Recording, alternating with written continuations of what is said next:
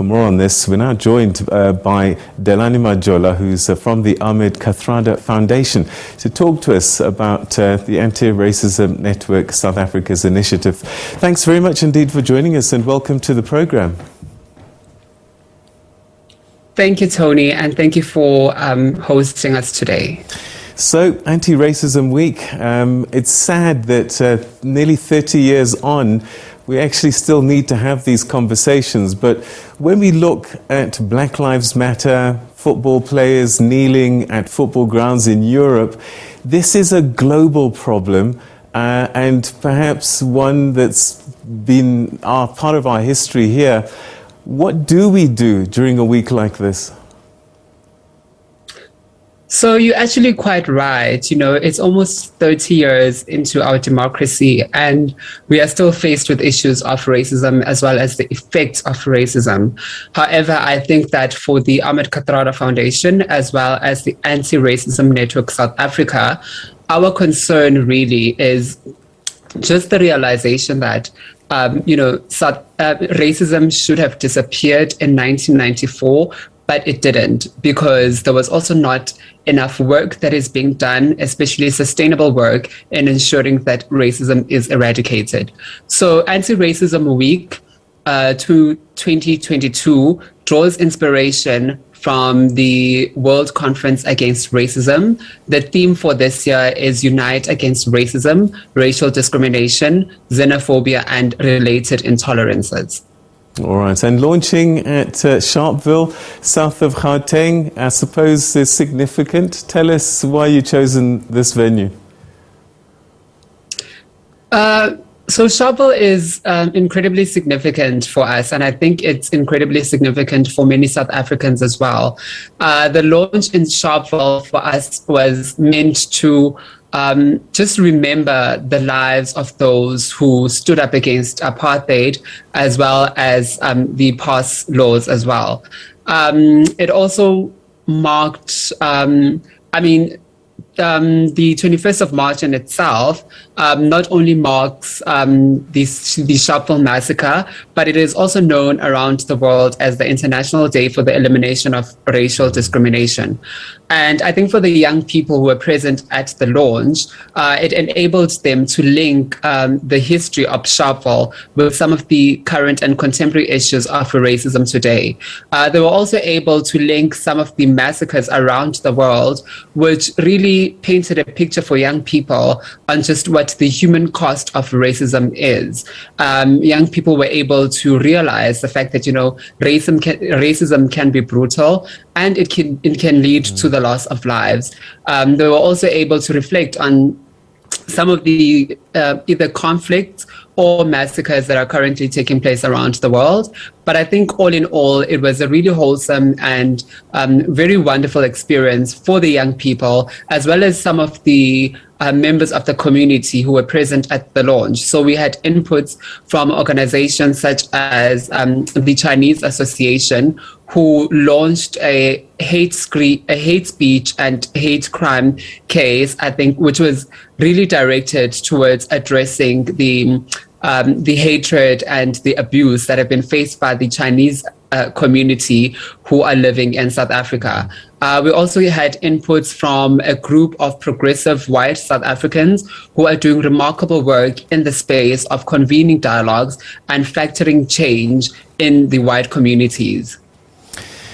At the beginning of this conversation, you talked about xenophobia as one of your themes, and I suppose sometimes we are not cognizant that things like xenophobia are a form of discrimination.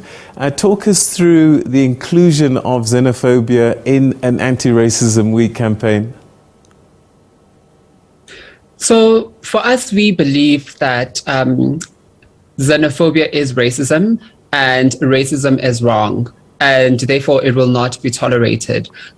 We have a huge focus on just spotlighting issues of xenophobia and calling out xenophobic sentiment. I think that came across really well during the launch. Publicly, we were able to call out a number of groups and movements, really, who are trying to be very xenophobic. And for us, that is a huge area of concern. Tomorrow on Human Rights Day, the Kathrada Foundation will be hosting a dialogue looking at the human cost of xenophobia.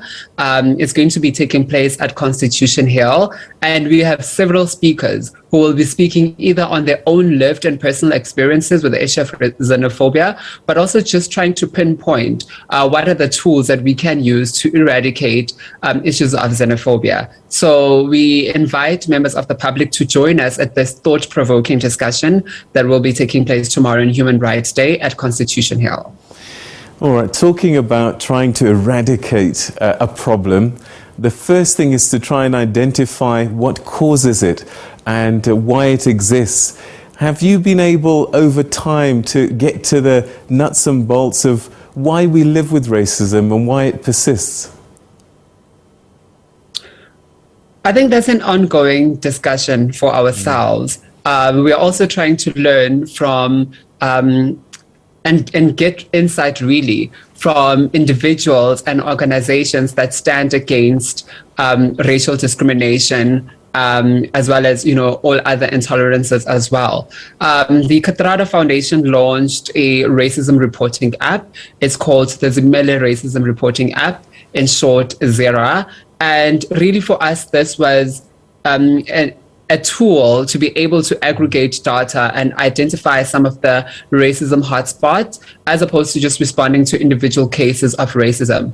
So the app was meant to assist us in collecting that data that can be used in collaboration with several other organizations to be able to pinpoint where the issues of racism stem from, the types of racism that seem to be present. And I think so that we can be able to really root out the structural and systematic forms of racism. I've been very fortunate to have experienced a number of countries, and one of the things that I've noticed over time is that racism almost has a continuum. It starts off quite overt, much like the apartheid scenario, but over time it becomes more and more sophisticated and less obvious, but equally dangerous.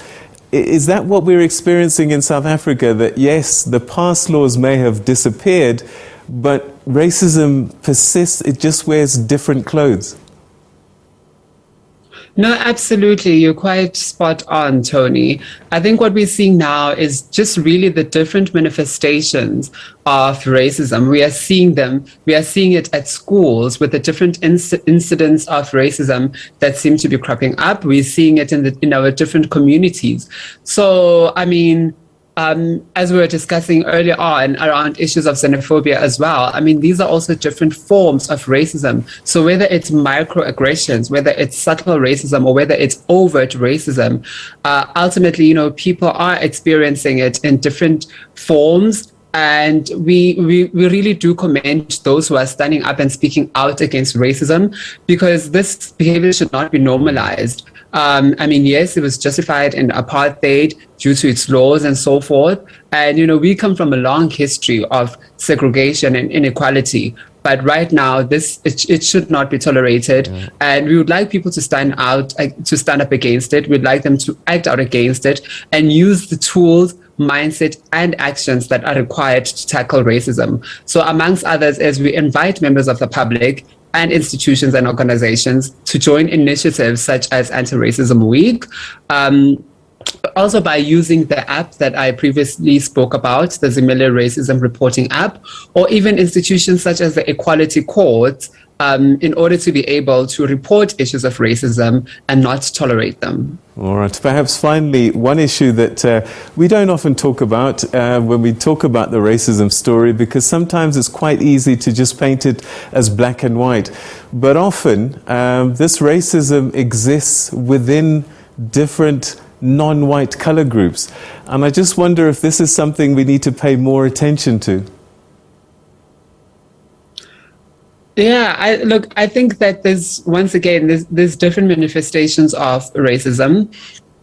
And I think, this is an ongoing topic, but unfortunately, it's a topic that we still have to have, because there's a lot of different lived experiences, and quite frankly, all of them are valid.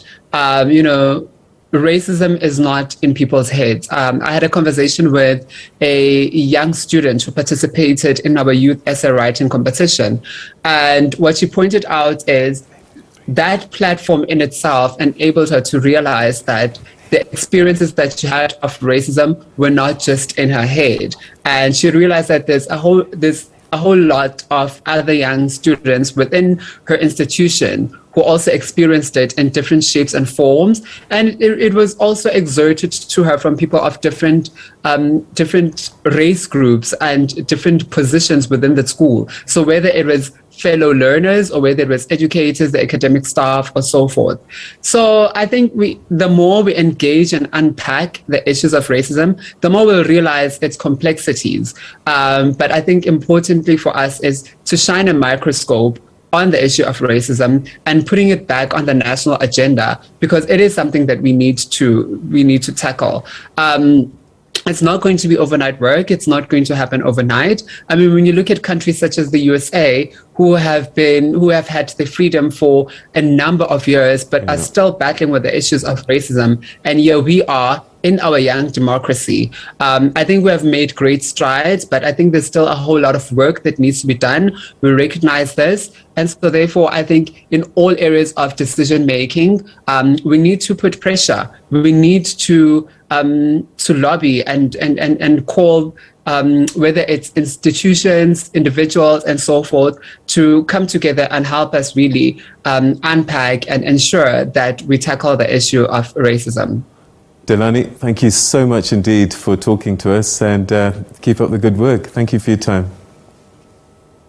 Thank you so much, Tony. All right, that's Delani Majola speaking to us with the Ahmed Kathrada Foundation, talking to us about anti-racism network in South Africa.